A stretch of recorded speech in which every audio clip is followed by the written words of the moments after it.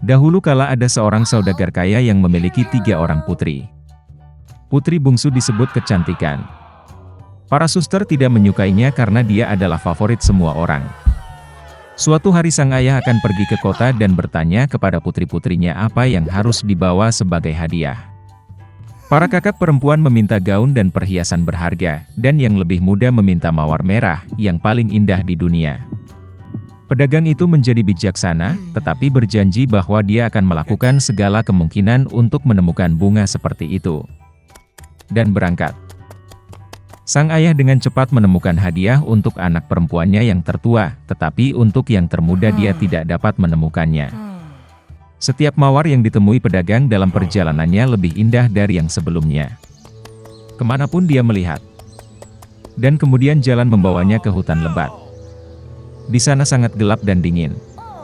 Tiba-tiba cahaya muncul di kejauhan. Mendekati, pedagang itu melihat sebuah kastil kuno yang besar, semuanya dari emas dan berlian.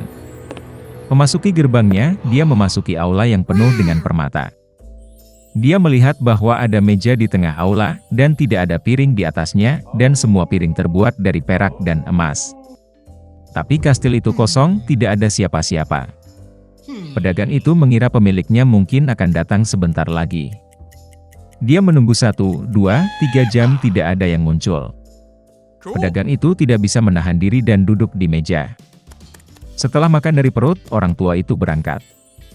Mengemudi di sepanjang gang, pedagang itu melihat semak mawar dengan keindahan yang belum pernah terjadi sebelumnya, dan teringat permintaan putri bungsunya. Dia menyetir dan memetik mawar yang paling indah.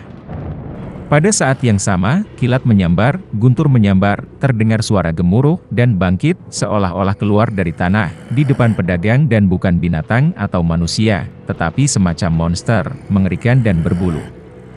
Terlalu marah pedagang itu memilih bunga favoritnya alih-alih berterima kasih kepada pemiliknya atas keramahannya. Orang tua itu sangat ketakutan, dan berkata bahwa dia akan melakukan apapun, selama dia tidak membunuhnya. Untuk pelanggaran seperti itu, binatang itu setuju untuk menikahi salah satu putrinya. Tapi hanya orang yang ingin datang sendiri, karena cintanya pada ayahnya. Dan jika tidak ada yang datang, maka pedagang itu mati. Orang tua itu berduka, dan memutuskan untuk pulang, untuk mengucapkan selamat tinggal kepada putrinya. Dia tidak ingin menyerahkan salah satu dari mereka untuk binatang buas. Aku naik kudaku dan pulang. Setelah bertemu dengan anak-anak, dia memberikan hadiah kepada semua orang, dan menceritakan tentang petualangannya. Para kakak perempuan menerkam yang lebih muda, kata mereka, itu salahnya, dia memesan bunga yang buruk, yang sekarang harus dibayar ayahnya dengan nyawanya. Kemana si cantik menjawab bahwa dia dengan senang hati akan pergi ke binatang buas itu, bukan ayahnya. Jadi, keesokan harinya, Beauty mulai berkembang. Kuda itu dengan cepat menemukan jalan kembali ke kastil. Memasuki aula, dia menemukan meja dengan anggur dan makanan lezat. Si cantik mengira binatang itu ingin memakannya, jadi dia memberinya makan. Segera setelah dia makan malam, terdengar suara gemuruh, dan monster yang mengerikan dan berbulu muncul, seolah-olah dari bawah tanah. Dan binatang itu berkata kepada kecantikan bahwa karena dia sendiri datang ke sini atas kemauannya sendiri, itu berarti dia memiliki hati yang baik. Dan monster itu juga akan baik padanya. Dan dengan kata-kata ini, binatang itu menghilang. Bangun di pagi hari, Beauty memutuskan untuk berjalan-jalan. Memasuki salah satu ruangan, dia melihat tulisan di atas meja, apapun keinginan kecantikan, aku akan lakukan. Gadis itu berpikir bahwa bagaimanapun monster itu baik, dan mungkin dia tidak akan memakannya. Jadi mereka hidup untuk waktu yang lama, binatang itu memperlakukan kecantikan dengan sangat baik, dan memenuhi semua keinginannya. Suatu hari gadis itu bermimpi ayahnya sakit. Dia benar-benar ingin mengunjunginya. Si cantik menangis dengan air mata meminta Beast untuk melepaskannya, dan berjanji bahwa dia pasti akan kembali. Monster itu menjawab bahwa dia bebas, dan dapat kembali kapanpun dia mau. Keesokan harinya, si cantik mengenakan pakaian termahal dan pergi ke ayahnya. Dia sangat senang melihat putrinya selamat dan sehat. Kakak-kakak perempuannya berlari dan melihat bahwa dia menjadi lebih cantik, dan bahkan berpakaian seperti ratu. Seminggu kemudian, Beauty bermimpi bahwa binatang itu terbaring di rumput di taman dan sekarat. Dia terbangun dengan ketakutan dan memutuskan untuk segera kembali dan menyembuhkannya. Ketika gadis itu mendekati kastil, dia melihat tubuh Beast yang tak bernyawa di atas rumput. Hatinya hancur karena kasihan. Si cantik berlari ke arahnya dengan air mata, dan menciumnya. Dan pada saat yang sama petir menyambar, guntur menyambar, seluruh kastil diterangi dengan cahaya terang, dan musik dimainkan di mana-mana. Monster itu menghilang, dan sebagai gantinya pangeran yang paling menawan berbaring di atas rumput.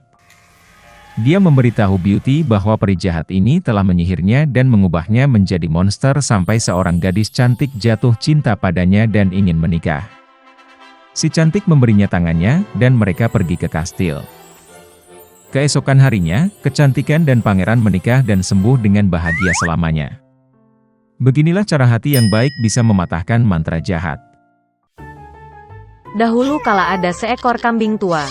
Dia punya 7 anak. Dia mencintai mereka seperti hanya seorang ibu yang bisa mencintai anak-anaknya.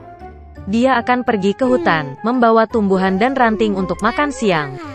Dia memanggil semua anaknya dan memperingatkan mereka untuk takut pada serigala jahat. Dia sering berpura-pura, tetapi Anda bisa langsung mengenalinya dari suara kasar dan cakar hitamnya. Anak-anak memahami segalanya dan meyakinkan ibu mereka bahwa mereka akan sangat berhati-hati.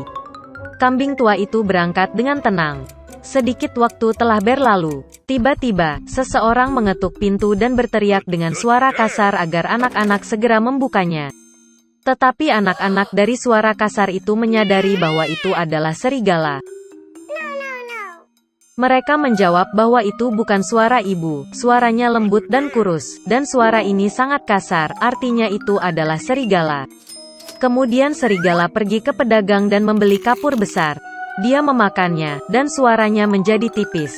Dia kembali, mengetuk pintu dan dengan suara pelan meminta anak-anak untuk membukanya. Serigala meletakkan cakarnya di jendela dan menunggu. Dan anak-anak melihatnya, dan menjawab bahwa kaki ibu itu bukan hitam, tapi putih, yang artinya itu adalah serigala. Kemudian serigala itu lari ke toko roti dan meminta untuk memberinya sedikit adonan. Serigala mengurapi cakarnya dengan adonan. Penjahat itu datang ke pintu untuk ketiga kalinya, meletakkan kaki putihnya di jendela dan mengetuk. Mereka melihat anak-anak bahwa kakinya putih, dan mengira itu adalah ibu mereka. Mereka membuka pintu, tapi ada serigala di depan mereka. Mereka ketakutan dan mulai berpencar ke segala arah. Seorang anak melompat ke bawah meja, yang lain di tempat tidur, yang ketiga di atas kompor, yang keempat ke dapur, yang kelima ke lemari, yang keenam di bawah wastafel, dan yang ketujuh bersembunyi di jam kakek. Tapi serigala menemukan semuanya, membuka rahangnya dan menelan satu persatu.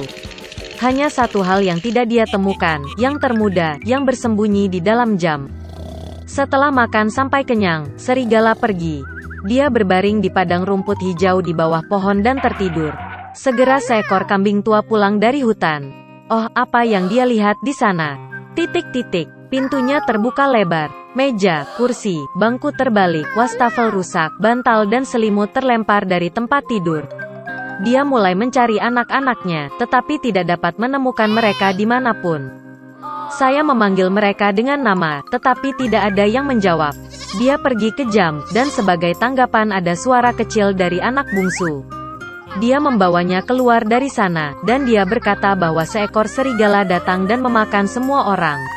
Betapa kambing itu menangisi anak-anaknya yang malang. Akhirnya dia meninggalkan rumah, dan kambing termuda mengejarnya. Dia datang ke padang rumput, melihat seekor serigala sedang berbaring di dekat pohon dan mendengkur sehingga dahannya bergetar. Dia menatapnya dari semua sisi dan melihat bahwa di perutnya yang membengkak ada sesuatu yang bergerak dan menggelepar.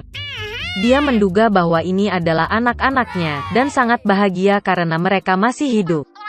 Dia menyuruh anak itu lari pulang secepat mungkin dan membawa gunting, jarum dan benang. Kemudian kambing itu memotong perut serigala dengan gunting, dan dari situ seorang anak menjulurkan kepalanya.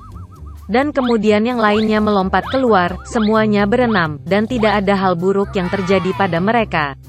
Betapa menyenangkannya itu. Mereka mulai memeluk ibu mereka, melompat dan menari. Kemudian kambing tua itu berkata bahwa akan menyenangkan memberi pelajaran pada serigala saat dia masih tidur. Mereka menarik batu dan memasukkannya ke dalam perut serigala. Seekor kambing tua menjahit perutnya, tetapi dia tidak memperhatikan apapun, bahkan tidak pernah bergerak. Serigala itu tertidur, berdiri dan merasakan kehausan di perutnya sehingga dia memutuskan untuk minum air dari sumur. Dia nyaris tidak mendekati sumur, membungkuk ke air, dan batu-batu berat menariknya ke dasar sumur. 7 anak melihat ini, dan mulai menari kegirangan bersama ibu mereka. Begitulah cara mereka memberi pelajaran pada serigala jahat.